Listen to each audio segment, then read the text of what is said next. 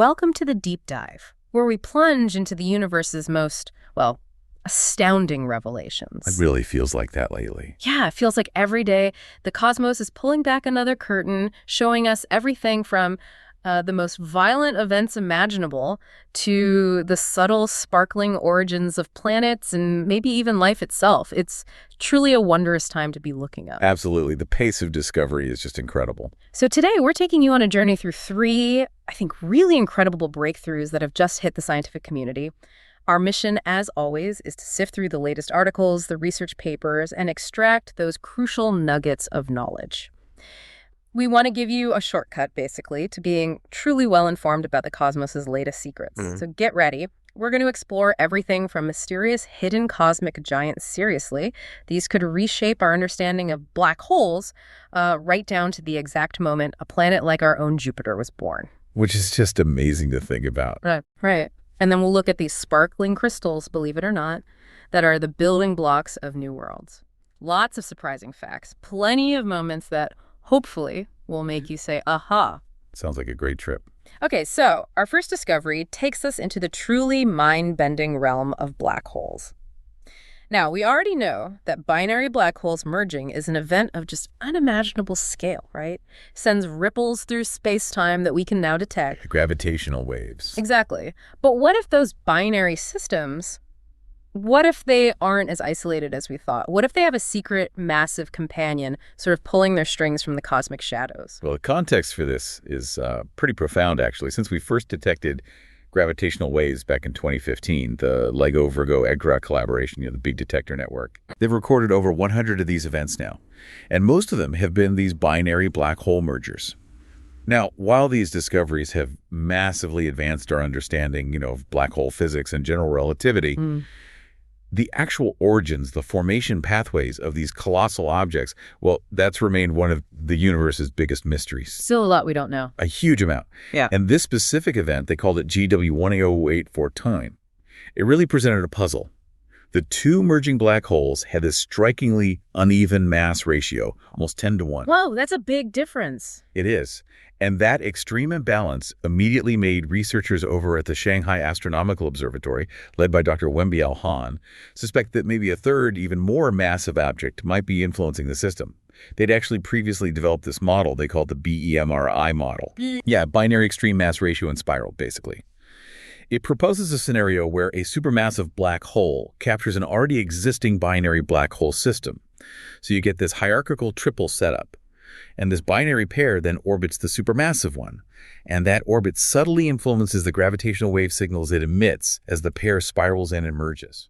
Okay, so the idea is these already monstrous binary black holes are actually just like smaller players in an even grander gravitational dance. Exactly. My mind immediately goes to the practical challenge, though.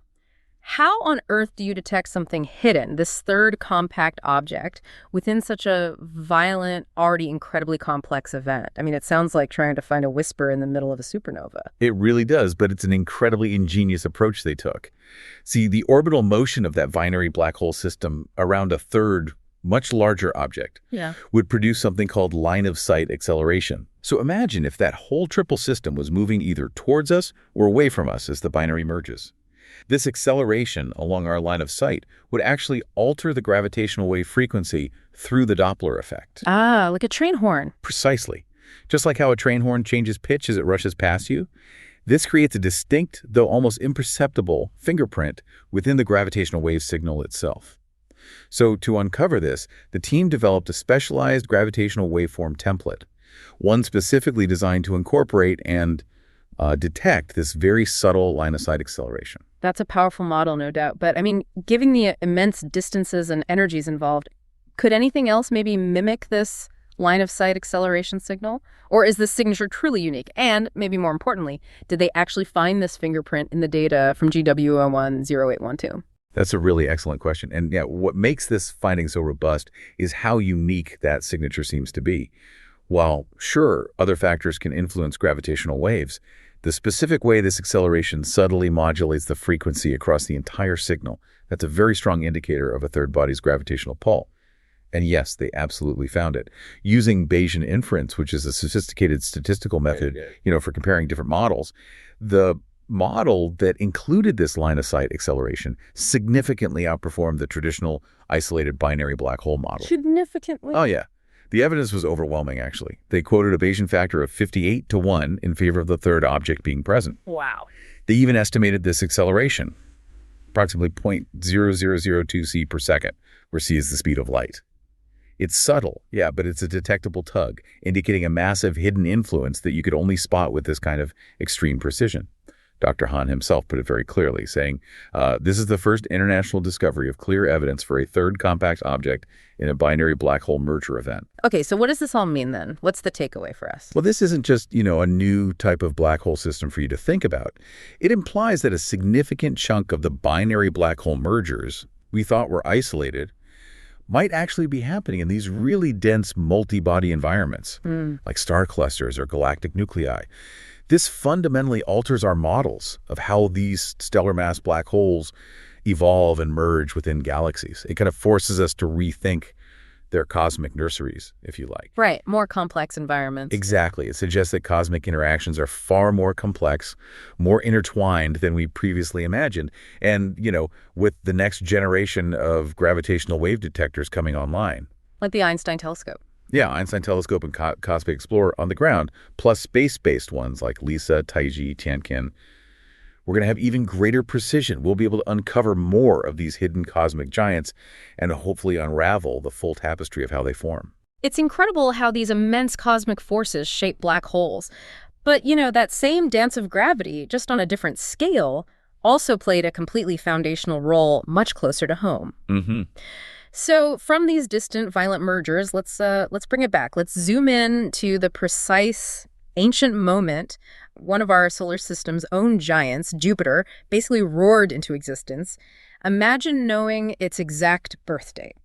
Not just, roughly when. Yeah, like down to the year almost. It sounds like something out of science fiction, but recent research seems to have done just that. Yeah, and the real beauty of this finding lies in these tiny, ancient, molten rock droplets called chondrules. Chondrules. Chondrules. Yeah. These aren't just, pretty rocks. They are truly microscopic time capsules from the solar system's earliest days. They're perfectly preserved inside meteorites that have fallen to Earth.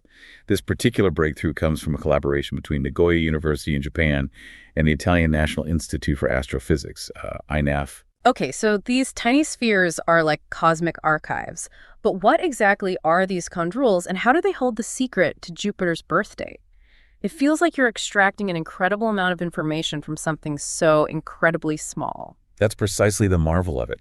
Chondrules are these small spheres, typically about 0.1 to 2 millimeters wide, so like the size of a grain of sand. They got incorporated into asteroids as the solar system was forming. Now, for decades, scientists were kind of puzzled over how they got their distinct round shape.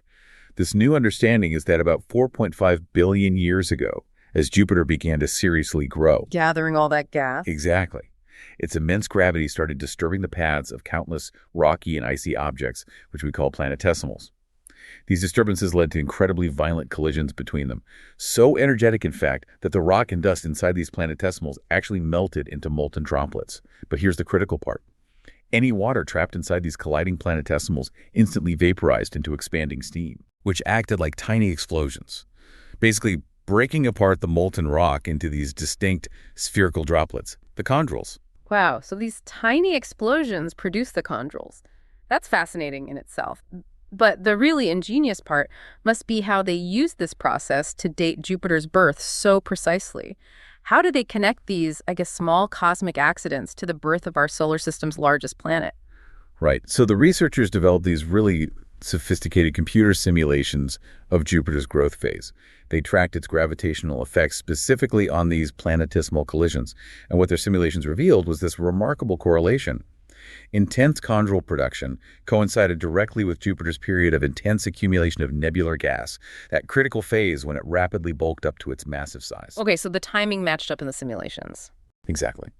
So by comparing their simulated chondrule formation history to the actual data we have from analyzing chondrules in meteorites, they found that the peak period of chondrule formation took place about 1.8 million years after the solar system began.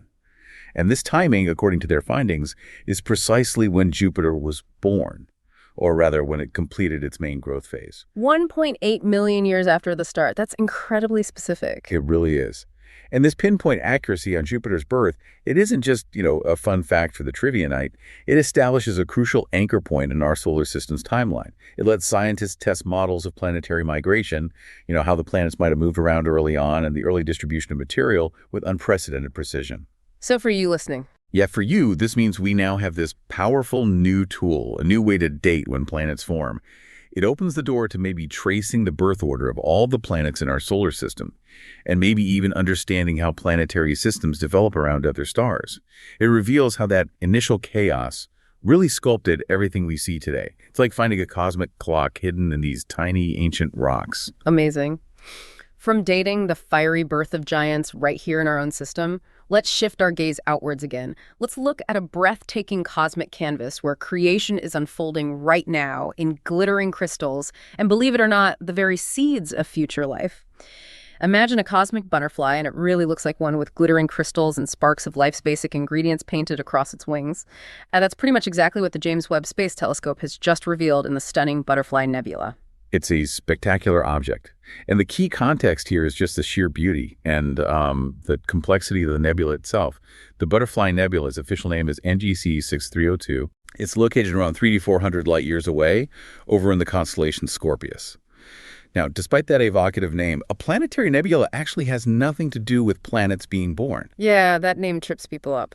It always does. It's actually a fleeting but incredibly important phase in a star's life cycle. It lasts only about 20,000 years, which is nothing in cosmic terms. It happens when a star, one that's between, say, 0.8 and maybe 8 times the mass of our sun, sheds most of its outer layers at the very end of its life.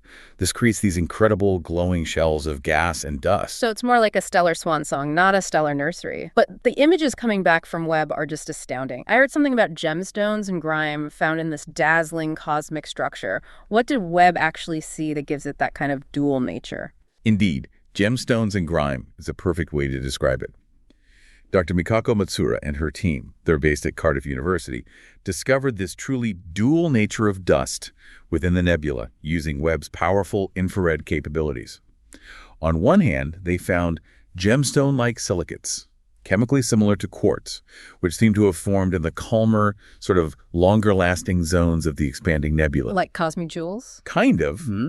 But they also observed these irregular soot-like structures, what you might call fiery grime. And these seem to be created in the more violent, fast-moving parts of space within the nebula. What's also interesting is that these dust grains are quite large for cosmic dust, on the order of a millionth of a meter. I think maybe the size of a tiny bacterial cell. Still tiny, but significant enough to suggest they've been patiently growing for a long time, even in this chaotic stellar environment. And it's worth noting, too, the central star powering all this is one of the hottest known in our galaxy. It's got a staggering surface temperature of 220,000 Kelvin, though it's actually hidden from our direct view by this big donut-shaped torus of dust and gas around its equator. Wow, 220,000 Kelvin. That's intense. Okay, so that's incredible, the formation of these solid materials, the dust, the gemstones, and grime in such an extreme environment. But the next piece of this puzzle, the part that really caught my eye, was the life's ingredients bit.